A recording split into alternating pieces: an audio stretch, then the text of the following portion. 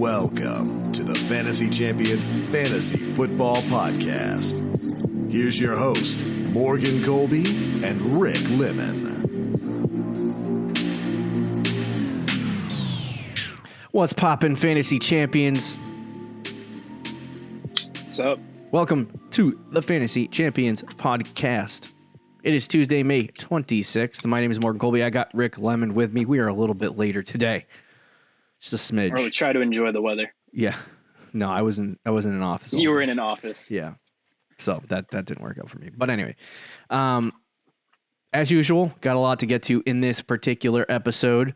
We're going to do news and then a new brand of episode that we're adding to our cycle to see if it's interesting enough. And we're going to break down ADP and give you a little bit of ADP analysis for the month of May. Might do it monthly. We'll see what happens. But please enjoy this trek down ADP land, if that makes sense. Yeah, I mean, if it's something you guys enjoy, I was talking about the ADP. Yeah. We'll definitely do it in the future. Before we jump in, check out our website at thefantasychampions.com. Follow us on Twitter at the FF Champs, on Instagram at the Fantasy Champions. Like us at facebook.com/the Fantasy Champions. Subscribe wherever you listen, Apple Podcasts, Spotify, Stitcher, YouTube. Click the bell on YouTube for notifications. Leave a review. We're still looking for writers, so be sure you get to that. And we will have an announcement on Thursday. Oh, shoot. An announcement on Thursday, which I have not told you about. You have not told me about the announcement that we are discussing on Thursday. Yes. Yeah. So we'll be sure to listen on Thursday for that, and do all the fun stuff. So let's get into the news. Just not tell me. You should and just surprise you on Thursday. Yeah. You know what it is anyway, but so let's get to some news. 49ers Raheem Mostert said he's put on more muscle in order to shoulder a 200 carry workload season. So he's preparing for the workload, but are the 49ers going to give it to him? That's the question. Probably not. I really like Raheem Mostert, though, as a sleeper this year because he was fantastic when he was playing, and what did they lose? They traded Matt Breida. Who's their backup running back now? It's still Tevin Coleman. Yeah, Tevin Coleman. Okay, Tevin's probably going to start. And they have Jarrett McKinnon still on the roster who hasn't played a football game in 2 years. He's going to go the way of the dodo, my friend. Yeah. So I like Raheem Mostert as a sleeper this year. I don't think he's going to get 200 carries. If he does and he gets like maybe 40 catches, I mean, the guy could be a high-end RB2. Yeah. But I think he's worth... I don't know. It depends on what round he is. Maybe we'll talk about him today. The Jets signed quarterback Joe Flacco to a 1-year, $1.5 million deal. Doesn't help anybody, really. He's just a backup quarterback now. But it's just interesting that he got signed before Cam Newton. Yeah, continually interesting that Cam Newton still don't have a team. John Clayton reports that Russell Wilson would love the Seattle Seahawks to sign Antonio Brown in free agency. That would help my dynasty team a little bit. Because you have Antonio Brown. Yes, holding out hope for Antonio Brown. I don't think that's going to happen. Yeah, me neither. If it were to happen, that would kill DK Metcalf so hardcore. Yeah, it would. And Tyler Lockett. Yeah. But it would be an interesting situation to watch. But what'd you say? I said interesting landing spot. Yeah, definitely. Mike Silver reports that Devonta Freeman's willing to pass on the entire 2020 season if he doesn't get the contract he's looking for. The Eagles supposedly offered him a deal, the same deal they gave Carlos Hyde. I said the Seahawks, right? Not the Eagles. The Eagles did not offer him. No, you said the Eagles. I always get literally Sunday when you're just scared. I gave away the last point, which was Carlos Hyde signed with the Seahawks. But on Sunday, when I heard Carlos Hyde signed with the Seahawks, a friend I was with basically said it was the Eagles. Yeah, and you had a panic attack. I freaked out, and I was like, "You're ruining everything for Miles Sanders." And then it was the Seahawks, and I'm like, "You're ruining everything for Carson." It's so funny. 2 weeks ago, was it? Last week, I don't remember. We had a show where we talked about injured players who we would buy or sell or whatever, and we talked about Chris Carson, and you said you would buy him. right? I did. And I said I would buy him. And then they signed Carlos Hyde, which I'm not worried about. But there's been a lot of like scary things happening for Seattle right now. Yeah, there's some guys, and like I don't know if we'll get to it, but there's some guys around his ADP too that I'd just rather have than Chris Carson right now. Yeah, it's getting interesting for Chris Carson. But yeah. So yeah, I think for me, the Carlos Hyde signing doesn't really hurt anybody, really, I guess. But the good news is that Devonta Freeman's not going to take a $1 million deal or whatever Carlos Hyde signed. So he's probably not going to play for the Eagles. But there's still the chance that LaShawn McCoy goes back to the Eagles. I'm literally just watching that one team. That could happen. I wouldn't be too concerned if it was McCoy though. Yeah. Like I don't think he'd be like stealing a lot of work from Sanders. Yeah. They'll probably sign somebody. Yeah. I don't know. We'll see. We'll see what happens with the Philadelphia Eagles, I guess. Let's move into analyzing draft ADP. I think we got through that news segment relatively quickly. I know. Before people drop off our episode and be like, dude, you guys need to stop talking about the news. I'm shook, not going to lie. So let's basically the goal of ADP analysis of what we're going to do is we're going to try to break down each round as much as we can on this episode, as we have a time limit for ourselves. But we're going to try to break down as many rounds as we can and talk about players that we would trust, drafting this year and guys that maybe are good values at the position that they're getting drafted. Sure. And then some guys right now that are getting overdrafted and people are getting too excited about and are kind of becoming players that are reaches. So, we'll talk about values individually and probably reaches and busts and all that stuff when we get closer to the draft season, I guess. But this is just analyzing the ADP, where different players go, and breaking that down. Make sense? Makes sense. All right. I hope the faithful audience said makes sense too. Do we want to do a 10 team or a 12 team? That's a great question. Let's just do. I'll just do 10. Yeah, we'll just do 10. All right, we'll do 10 for the sake of my brain not exploding. It's easier to do the math. So right now, ADPing, we'll round up Joe Mixon's to 11. So we'll talk about him for the second round. But the first round right now, are there any guys that you see right now that you're completely shocked about in terms of their ADP in the first round? So I'm not completely the first round. Like they're all good players in the first round. It's hard to not draft a good player. But there are some guys that I don't think Tyreek Hill, who's ranked number 9 right now. Yep. That feels a little high for me. I don't know if I'd feel comfortable taking him. Yeah, his ADP is 807, 87, right? Yeah. Yep. And he's tied with DeAndre Hopkins. Hopkins is the same. Just because he's in a new team, new situation, I don't know if I would 100% trust taking DeAndre Hopkins in the first round. But I would rather take Hopkins than Hill. Right. But I'd probably rather take Dalvin Cook, whose ADP is 10, ahead of both those guys. I think I would agree with you on both of those. I think Tyreek Hill, he's more of a middle of the second round guy. What I don't understand is that, so right now in the first round, we have 4 wide receivers that are ADP. I think it was the same as last year, right? Oh, did we have 3 wide receivers in the first round? I think it was 3. But with the depth at wide receiver, it doesn't make sense to me as to why people would reach. Because you could honest to God, and this is the year to do it. You could go running back. Excuse me. You could go running back in those first 2 rounds and get away with it because of the depth at wide receiver between 15 to 30. You know what I mean? Honestly, I think you could go. Oh, go ahead. You finish what you were saying. I was just going to say, I think you go running back first 3 rounds. Honestly. Yeah, you might even be able to get away with that. It's just so much depth at wide receiver. But by mid-season, are we going to be sitting here going, we really wish we had a guy like Devontae Adams on our team? Right. I mean, I'll trade for a guy like that, but regardless. Adams, I think he's ranked number 6. A lot of drafts, I think he's going to fall because he bit a lot of people in the butt last year. Okay. But he was injured a lot. He didn't play a full season. The Packers did not add any wide receivers. How far do you think he's going to fall? I mean, he'll probably still go end of the first round. Okay. top of the second, but he won't be like right now. He's 707, right? Yeah. For his ADP, I think you'll probably see him at the top of a lot of second rounds. Okay.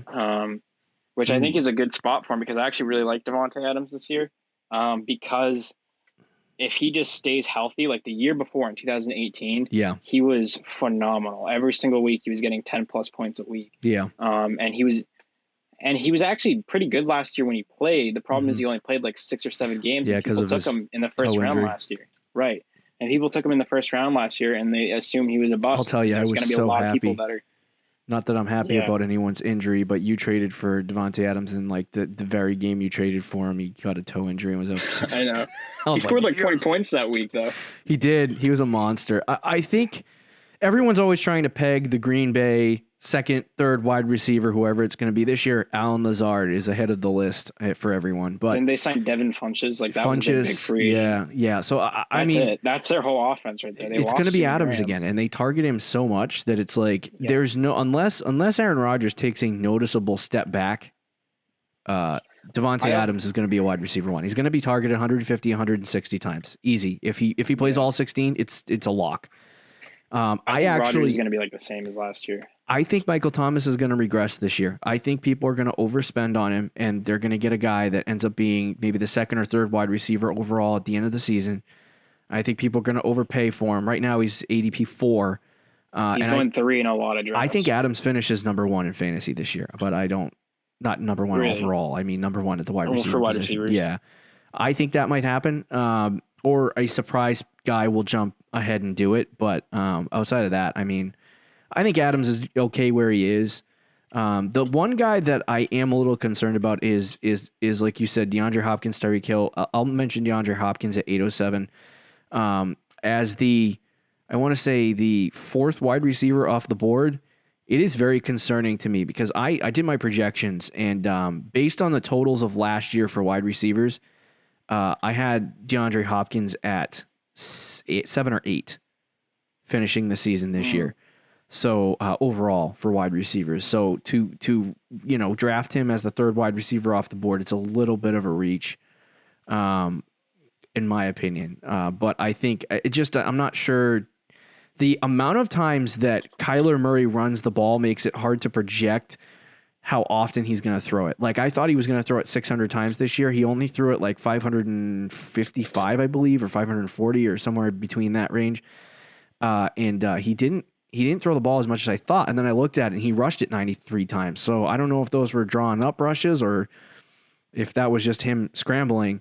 I'm assuming that it's him scrambling, and a lot of those play calls were just because they called 67% of the time passes. So he just rushes it a lot. I just don't see I see DeAndre Hopkins and Christian Kirk or DeAndre Hopkins and Larry Fitzgerald both getting, maybe all 3 of them get 100 targets this year.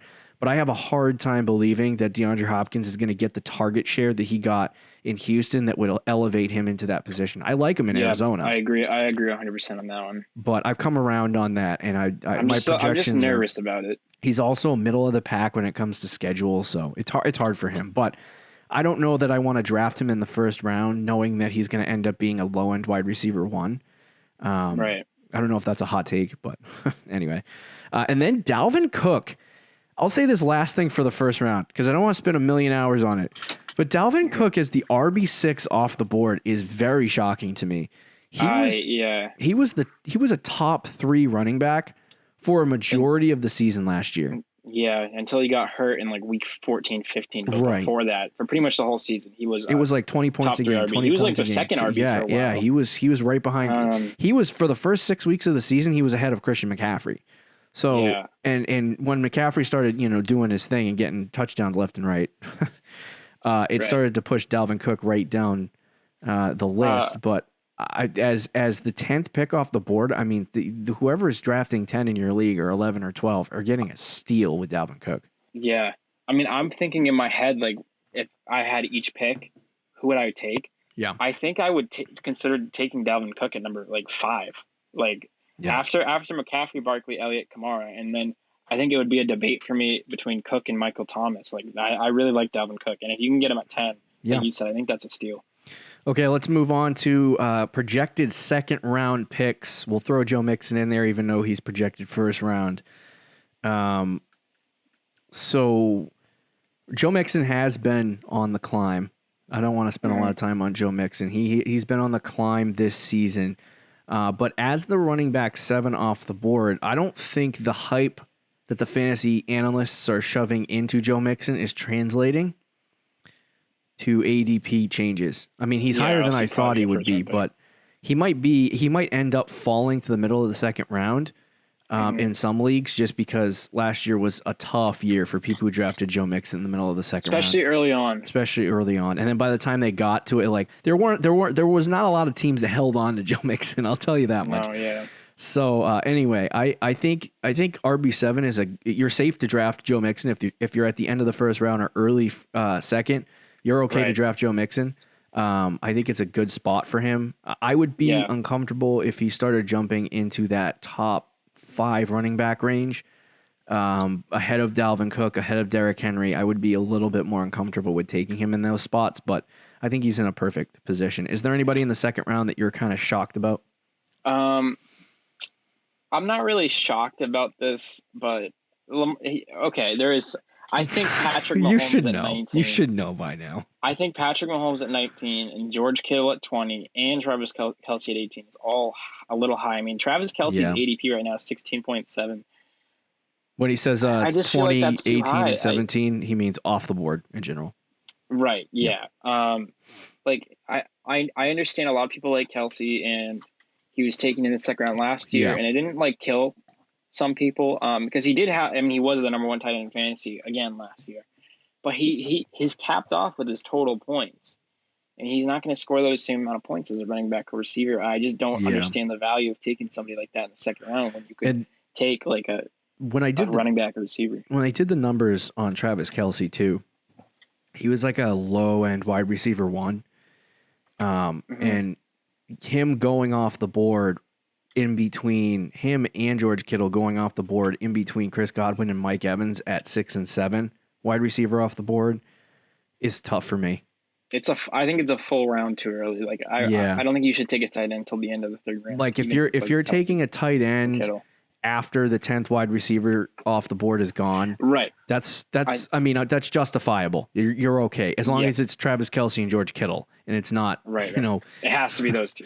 It's got to be those two. It's not David Njoku or something like that. Yeah, like, you're falling in love with David Njoku and drafting him in the third round. People are in love with Mark Andrews. But the only time I'll draft a tight end like Travis Kelce or George Kittle is if it equals the value, his value or his point totals equal that of another wide receiver.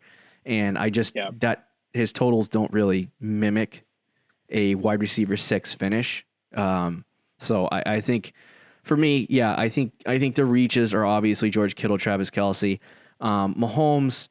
If you're in a, super flex league, if you're in a 6-point touchdown league, it's okay. That's totally fine. But this is ADP based on a 4-point touchdown league. So we're assuming you're in a 4-point league for touchdowns, or you're in a league that doesn't have a super flex position or a 2-quarterback league. If you're not in any of those leagues and you just have 1 quarterback, you should not be drafting Lamar Jackson at 15, and you should not be drafting Patrick Mahomes at 19. I know you want to. I know you would love to have that. I know Lamar Jackson won leagues last year. I know Patrick Mahomes won leagues the year before that. That does not mean that they're going to do it this year. Now, if there's any chance that Patrick Mahomes does it, it's this year. But I just don't know. I don't know that it's going to really be that much of an advantage in the long term. So I understand like the line of thinking with Lamar at 15. Like he was just so ridiculously good last year that like if he plays the exact same way, he would honestly be worth. He didn't even. 15. What do you have? 32 touchdowns. That's the column he's going to regression. He had 36 passing touchdowns. 36. Holy freaking crap! He's probably going to throw 28 this year. 26, 27, 28. I always project quarterbacks at 28 touchdowns, and I need to stop. I projected him to have less touchdowns, less rushing yards, I think, and he was still the number 1 quarterback by a decent amount. Yeah, he was absurd. So I get the hype for Lamar, and I think in some leagues, like I've been saying this for like months, really since the season ended. I've been saying I think in a lot of leagues, a lot of redraft leagues that you'll do with your friends, he might be in the first round. somebody in the first round who had him last year, especially if they're picking at like 8 or 9 or 10. He might jump. Yeah, you're right. They'd be like, I'm taking Lamar Jackson. I mean, last year we had one quarterback in the second round, and now we're jumping into that conversation of 2.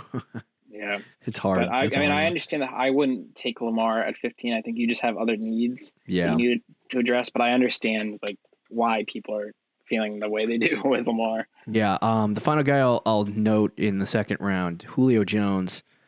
I guess he always gets drafted at the back end of the first round.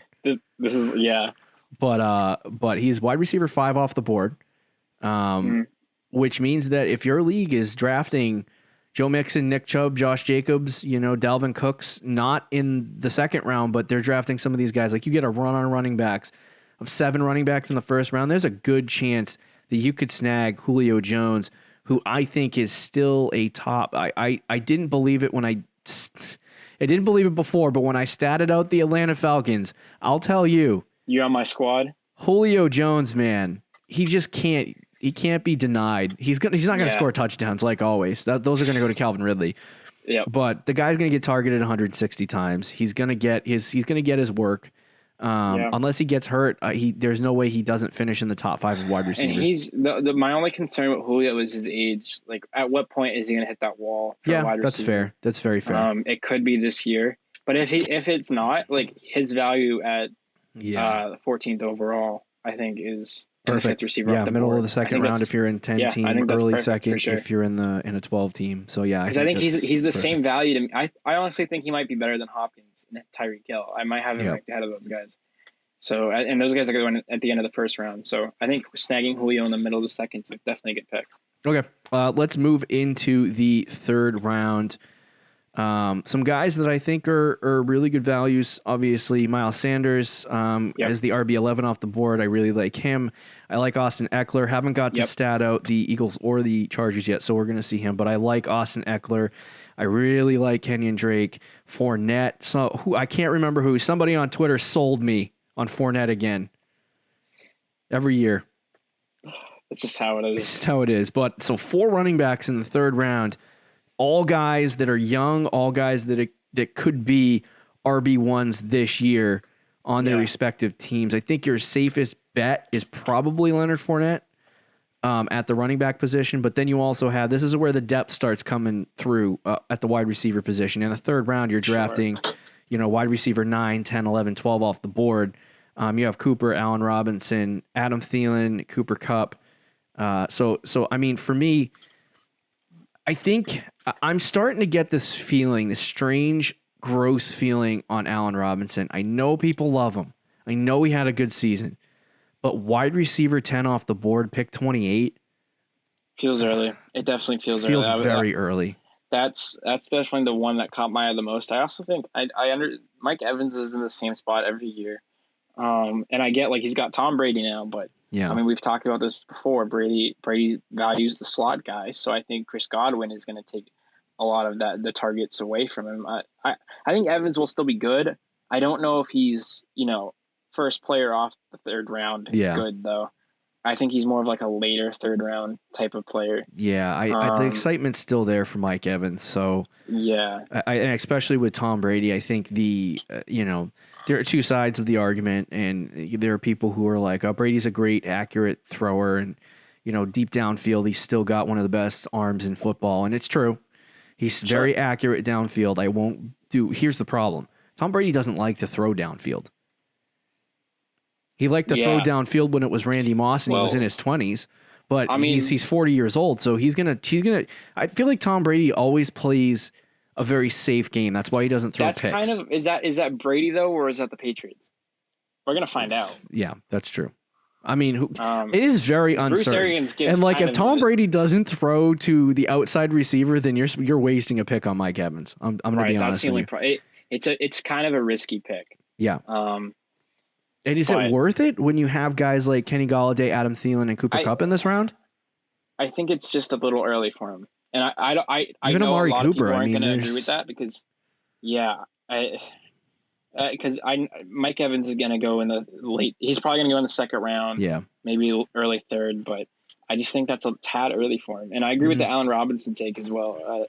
with Mitch Trubisky as his quarterback, or Nick Foles, is a ceiling, and even Nick Foles. Like I don't. He's a good. Way. Allen Robinson's a good player. Nick Foles came in and it completely ruined DJ Chark last year. Right. Just about. Yep. And I think Nick Foles like typically doesn't have like when he was with the Eagles, they never had like a number one wide receiver fantasy wise. So it's kind of hard for me to say Allen Robinson is a 10th receiver off the board, and he's 26th ranked player right now. And isn't he like 26, 27 years old too? Or is he 25? Every wide receiver is 25. He's like 26, I think. That's just a guess, but I love though. I'll tell you, I love late in this round, third round, early fourth. You start to see Adam Thielen, Cooper Kupp. Cooper Kupp was absurd in the early part of the season last year. Wide receiver 1, I believe, through the first like 6 or 8 weeks. And Adam Thielen has always been good, and he doesn't have Diggs anymore. So it's like, right. Those two guys are. I don't know about Cooper Kupp being a lock as a wide receiver 1 next year. He always has those injury concerns. He's always got something with him that prevents him from finishing high. What was he, 4 last year? Wide receiver 4? I can't remember. But anyway, I think Adam Thielen is a perfect pick late in the third, early in the fourth round. As a depth play, as your wide receiver 2, especially if you draft a wide receiver 1 in the first round. You can even play it as a wide receiver 1 for your team, at least for a little while in the regular season. But is there anyone else you want to talk about in this round? No, I like the round overall, though. There's a lot of good players in the third round. Yeah, there's going to be some misses. There always is in the third round. Of course.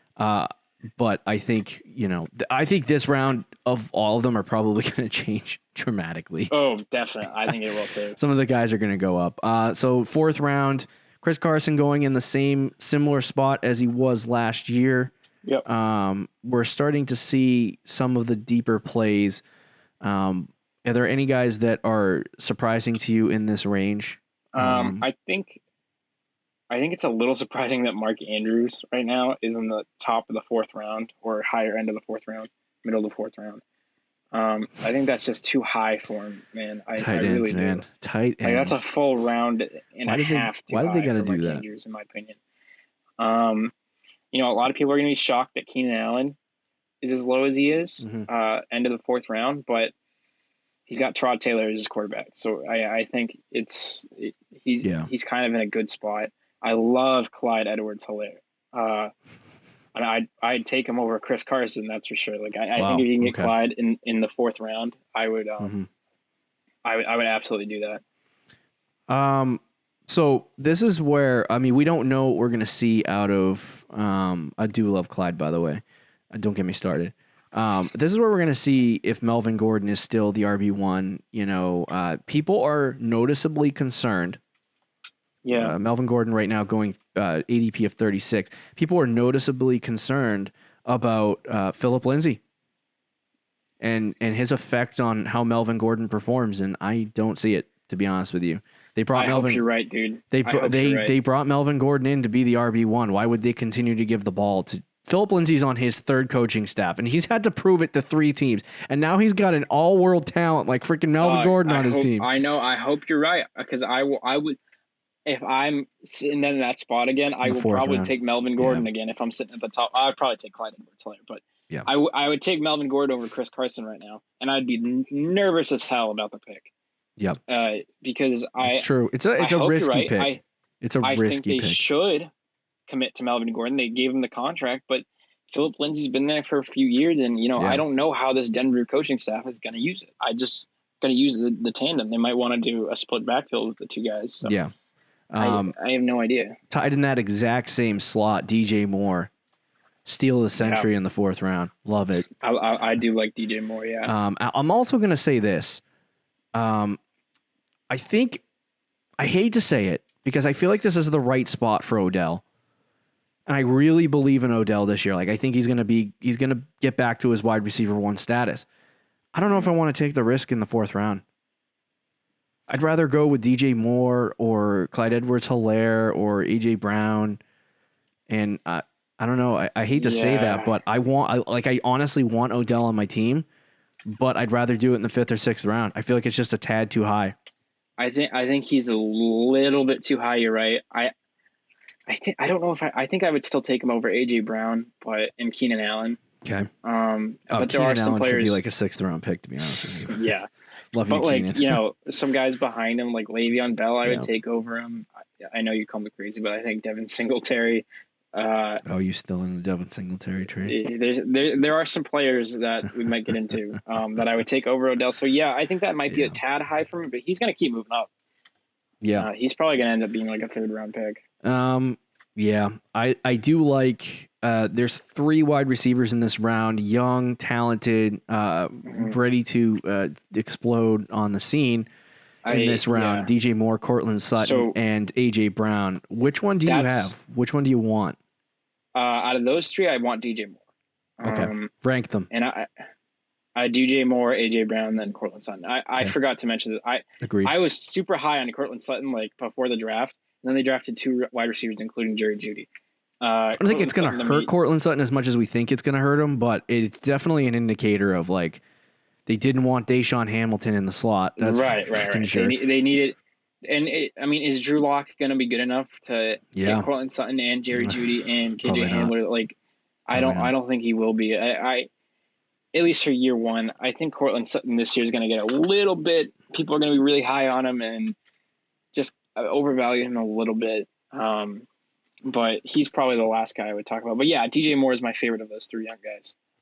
Another guy who I actually kind of find slightly surprising, considering he did have a terrible season last year, and I kind of felt that was coming just based on his efficiency. But Le'Veon Bell at pick 40 in 10 team, it's like a early 5th round pick. I think this is a great spot to take Bell. Yep. Only because he's going to get 20 touches a game. Like, that's what he did last year, and there's nothing telling me that that's going to change. I mean, he's getting paid. They wanted to give him the ball. There's rumors floating around that they want to pull back his workload a little bit, but even if it's 15, 16 touches a game, he's fine. Yeah. They bolstered their offensive line in the offseason, and even if they do take back on some of his work, I think he will be slightly more efficient this year than he was last year just because of that. So I do like Le'Veon Bell. ADP 40 to me, that's a good spot. Like if I'm there at 40 and he's on the board, I think I would definitely take him. Yeah. Let's talk about move into the 5th round now. 5th round. We'll do to the 8th, and then we'll break this into 2 episodes. Okay. So Juju, man, pick 44 off the board in the 5th round. How the mighty have fallen. He was a 2nd round pick last year. Now he's in the middle of the 5th round. I got a tweet the other day that I said Juju Smith-Schuster is a wide receiver 1. Don't at me. And my brother texted me and said, "Bruh, why are you doing this again?" Last year. You said that last year, dude. And I was like, oh. Yeah, I did. That's right.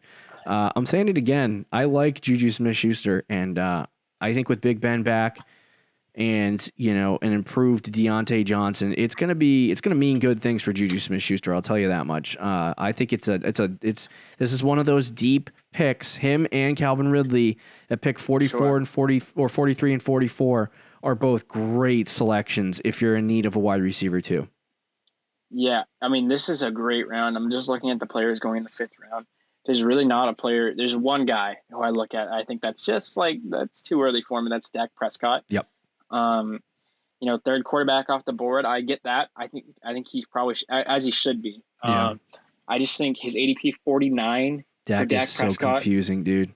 I feel like that's. I want to move him up my board. Like, I actually like him better than Russell Wilson. I'll be honest with you. And their offense did nothing but get better. But then there's the opposite side of that, is that every time a quarterback goes off like this, there's almost automatic regression the following season. Right. But so I temper my excitement. But I'm going to end up with Dak Prescott and Ezekiel Elliott as my QB1 and my RB1 next year. Anyway, that'd be totally fine. And I'm so mad about it. That would be totally fine. Do you know how many Cowboys games I watched? I don't even like the Cowboys. You're going to have CeeDee Lamb. I hate Jerry Jones. Yet I always watch. I'm going to watch him even if I don't have Zeke, because why not? you're gonna have CeeDee Lamb and it's true. Amari Cooper on your team too. Yeah, but yeah, I mean, other than Dak, like I'm not crazy about Mark Ingram this year. I think I'll be honest with you. I think Devin Singletary is a reach. Okay. With Zach Moss coming in, he's gonna get robbed on those touchdowns. I know it. I love you, Singletary, so much. It's hard. He's gonna get robbed by Zach Moss. I don't think Zach. They replaced a big, slow, old lug with a big, slow, young lug. What do you think they're going to do with that? They're going to bring him in on short yardage situations, and Devin Singletary is going to score 3 touchdowns on the whole year. Zach Moss is a late 3rd round pick, pretty much a 4th round pick. Yeah, I don't think he's going to start. I just think he's going to come in on short yardage.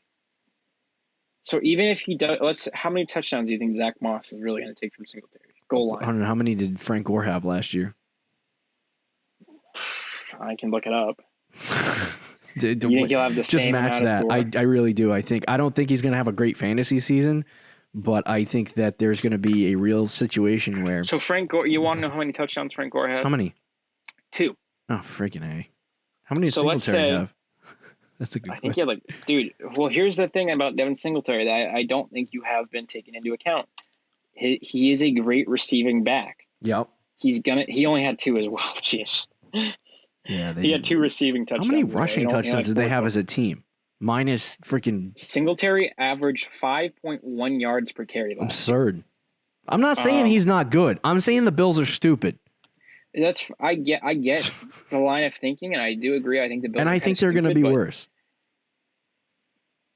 Even if they're worse, I mean, I think Singletary is going to get more carries. Like he's gonna get a lot of work this year, and not just carries, but in the receiving game. I don't think Zach Moss is going to steal work from Singletary. I think he's going to get the same workload, but I don't think that Devin Singletary is going to hold on a second. I'm going to look up where he finished, because my big thing is I feel Singletary finished. Yeah, I think he's going to finish in the same spot. He only played like 6 or 7 games last year. I'm looking at average basis. Hold on. He actually might have played 8 games. Hold on. I'm looking up the average points per game here, and he was the. Oh God, where are you, Singletary? 10 points a game. Yeah, I was trying to find it. 10 points a game. He was probably down the list and low end RB2. I think he can be a mid range RB2. I don't think it's a bad pick in the 5th round to draft Devin Singletary. But if you're drafting him, expecting him to break out and be this RB1, who knows? Maybe he does blow up next year, have a great season, and everyone forgets Zach Moss existed. That might happen. But for me, I think that the addition of Zach Moss, why did they need to draft a running back in the 3rd or 4th round? They really didn't. They didn't need to add anyone. They could have just ran it with Devin Singletary. They are concerned with Devin Singletary's ability to carry a full workload. So they're bringing in another guy to pad the back end. You know what I mean? Devin Singletary can run it 2 times for a 2nd down, and then on 3rd down we got to bring in Zach Moss on 3rd down, short yardage and goal line. I just think I don't think they brought in Zach Moss to really do anything. Okay. I think my point is they needed to add another running back on the roster. I don't think they were getting the Eagles, for example. If they bring in somebody, unless it's Devontae Freeman, I don't think it's going to affect Miles Sanders. Even if it's a big goal line guy, I don't think it's going to be that big of a deal. All right. I have a couple of questions on the late end 5th round. James Conner, thoughts, concerns, questions? I love James Conner, so I think taking him there is phenomenal. I've moved a little bit on him as of late, but I'm still concerned about what Pittsburgh thinks he is. Sure, but what Mike Tomlin, I mean, this is coming from Mike Tomlin. He said he's a workhorse when he's healthy. So as long as James Conner is on when the field, he's healthy, though, that's right, obviously, but when he's on the field, I mean, I'm very comfortable with putting him in my starting lineup week to week. Yeah, I mean, take him over Mark Ingram. Late 5th round, I think is a decent spot for him. It doesn't hurt. But I think that there are other guys. I don't know. I mean, I guess there's not. I mean, he ends a tier of running backs right here. 22nd running back off the board. You might be right. That might be stealing a player. I'd probably take James Conner in like end of the 4th round. So like a whole like 10 spots higher than where he's going right now. Okay, and then final question about this. I did want to talk about Stefon Diggs, but I don't think we have enough time. Todd Gurley, 20th running back off the board for the Atlanta Falcons. Devonta Freeman did have some good games. I statted out. He had some bad games. I statted out Todd Gurley, I believe, at 210 points. I can pull that up for you and look at it right now. I statted him at 229 fantasy points, which is a low-end RB1 finish, similar to Marky Mark and the Funky Bunch in the Ravens. So, yeah, I think Todd Gurley can still be an RB1. It's safer to say he's a mid-range RB2, but as the 20th running back off the board, don't you think he's a little bit better than that? Like, Atlanta doesn't have anything besides Idaho Smith as their backup running back. He's going to get the workload. It's just Devontae Freeman got the workload, did nothing. Gurley's kind of a wild card because we know he's better than Devontae Freeman, but by how much? Yeah. At this point in his career. And I will see. I would definitely take Gurley at this point. I mean, Devonta Freeman was a RB21. I think he's better. I think Todd Gurley's better than Devonta Freeman. Is that safe to say? Yeah, I think I would take Gurley a little earlier than this. Yep. I just don't know how much. Okay, that's safe. I think it's a good pick in the 5th round. I agree with that though. I think Stefon Diggs is a fantastic pick in the 5th. I do too. I like Diggs at the end of the 5th round. I like Stefon Diggs. I would take Diggs over Tyler Lockett, who's the wide receiver 20 right now. Yeah. I mean 18. Oh no, 20. Yeah. But I would take Diggs over Lockett, and I'd probably take Diggs like at the top of the 5th round versus the back end of the 5th round. So I think his value there is pretty good. Let's try to talk about the 6th, 7th, and possibly the 8th as quickly as we can. And if you guys want a part 2, we can make that happen. Sure. You want to just like skim through it and just kind of like pick our favorite or least favorites in these final rounds? Sure. Yeah. So for me, I really. I don't know how I feel about Robert Woods yet. Ask me next week. I like Devontae Parker. I didn't like him before. Him and Allen Robinson were kind of like gross to me. And Parker literally is the only guy in that offense. So it's like, they got to throw it to somebody. Yeah. I love Devontae Parker at that spot. 6th round is a great spot. 6th round is phenomenal for me. I would take him over Hilton and Woods, who are both right now higher in the ADP. Lots of quarterbacks in this round. Kyler Murray, is he a reach? Yes, I think at this point he's a reach. I honestly think all 3 of these quarterbacks are kind of a reach. Yep. At this point. But yeah, I think Watson, Kyler Murray, and Russell Wilson are all like a round or two too early. The Houston running back, David Johnson, reach or nah? You know, I wouldn't call it a reach. I'd be fine with taking him on my team at this point in the draft. Any higher though is a reach. But I think where he is fine. Okay. Metcalf at pick 57 is interesting. Him and Chark, both younger wide receivers going into their 2nd year. I almost would want to say I'd rather have Chark and Metcalf as young, late 6th round picks than drafting Robert Woods, T.Y. Hilton, and Devontae Parker early in the round. I like Robert Woods and Devon. I don't like T.Y. Hilton, but I like Robert Woods and Devontae Parker early in the 6th. But I would almost rather have DJ Chark and DK Metcalf over them just because they're 2nd-year receivers. I mean, Metcalf's in an offense. He had a monster postseason game in the one game they played. But yeah. I think Metcalf has an opportunity to do amazing things in Seattle. He's in his 2nd year. And this is when I said I would buy in on Metcalf, and I'll buy in on Metcalf. But I think I'd rather go with the younger guys and take the risk in the 6th round than go after, T.Y. Hilton or Devontae Parker, who have kind of, not that they're old, but, you get the picture. Go with the guys that are unproven and have a chance of breaking out and having an incredible season. Yeah, I agree. I mean, Metcalf especially, like I think Metcalf should be much higher on this board. And his ADP at 57 is great. Yeah. I mean, I love that. So T.Y. Hilton, I have very strong opinions against, but maybe we'll save that for some other time. But Rivers. with Philip Rivers. The bust show? Is he a bust? Yeah. Oh yeah. He's He's definitely going to be on my list. His list. He has a list. He's been writing it since last season. Mm-hmm. So in the 7th round, to top the 7th round, Jonathan Taylor comes in. I like Jonathan Taylor. I told you that before. I don't like him in the 7th round. Yeah, that's too early. Much too early. You know who I love in the second? There's a lot of players I actually really like in this round, but I'm gonna say really quickly, David Montgomery, pick 63, love it. Deebo Samuel, pick 63. You know who sold me on Montgomery? You know who sold me?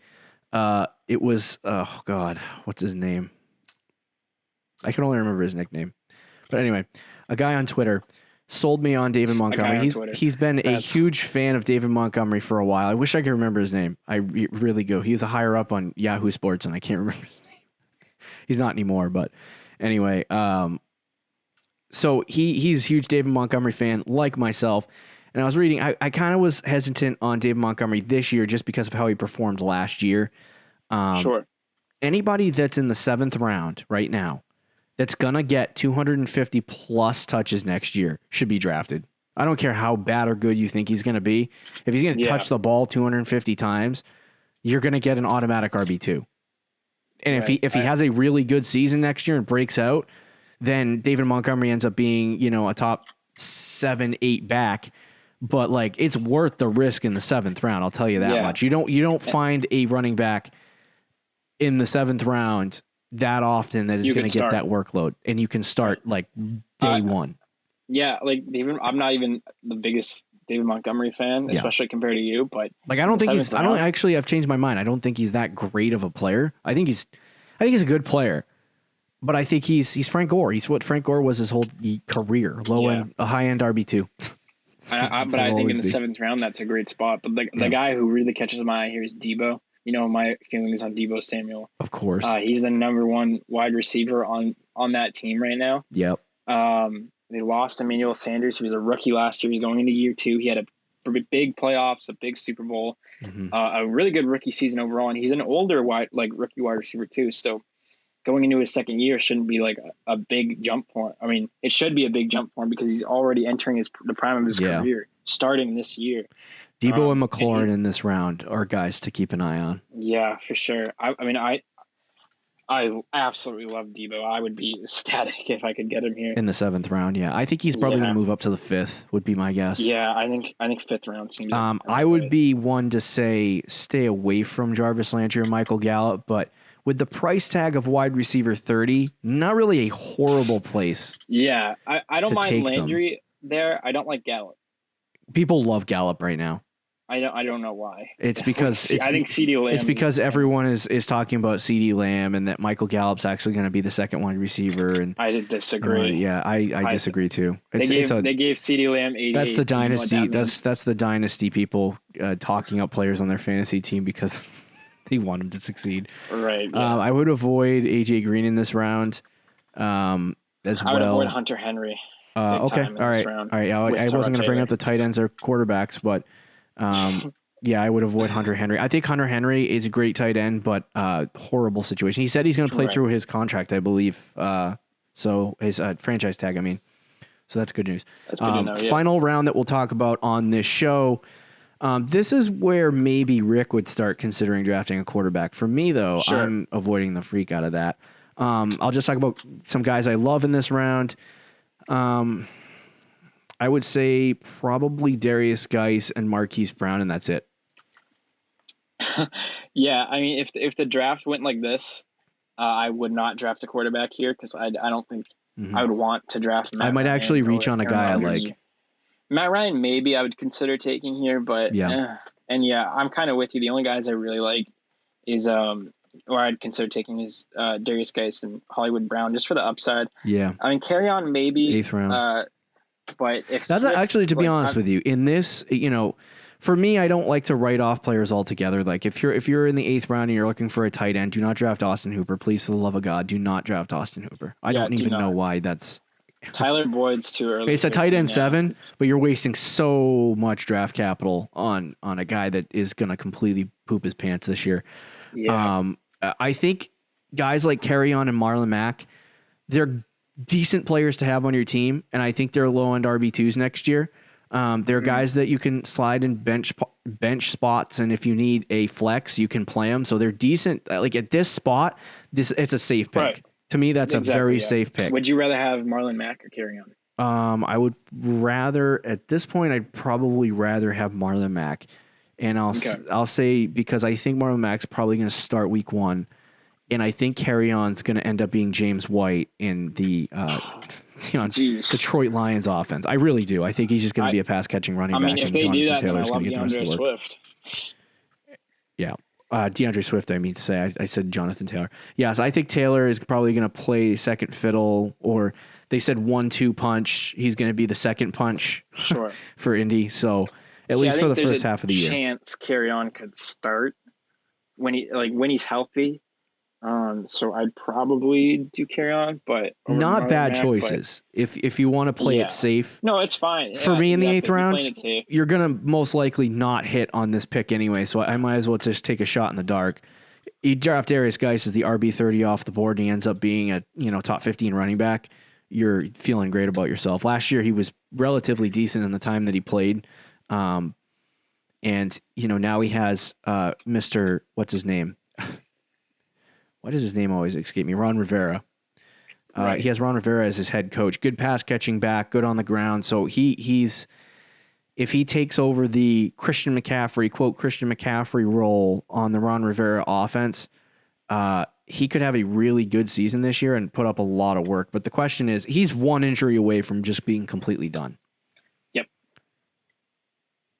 He is, yeah. He's one injury away from just his career's over. Yeah, and then in pick 87, I mean, you're feeling pretty good about Marquise Brown. I mean, I don't know how well their offense is going to perform, but he's worth a shot type pick. He's doing some of the workouts that is it his cousin or is his uncle? Antonio Brown is his cousin. Yeah. Okay, he's doing some of the workouts that his cousin's doing, standing 20, it's not even like 10 feet away from a I don't even want to know what you call it, but thing that shoots the ball out at 100 miles an hour, and he catches it with one hand. Oh, really? Yeah, he's very good and extremely talented. So I think, Marquise Brown in this round is definitely worth a look. Late 8th, early 9th round, just to take a look at it. But I think that's all we'll do for this episode. All right. Should we do a part 2? Leave that in the comments on YouTube. Yeah. And you can decide. Let us know. Maybe we'll put a poll on Twitter. We'll see what happens. Do you have any closing thoughts on the first 8 rounds of our ADP analysis? I like my chances. That's all I'm going to say. You always like your chances in May. I'll tell you that. Always like your chances in May. That's a very true statement right there. I go through mock drafts in May, and I'm so excited about it. Don't forget to check out our website at thefantasychampions.com. Follow us on Twitter and Instagram. Don't forget, we're still looking for writers. So if you want to write for us, please send us a DM. Talk to you Thursday. Yeah. Later. Thank you for listening to the Fantasy Champions podcast. Make sure you subscribe on iTunes and YouTube and follow us on Twitter at @TheFFChamps.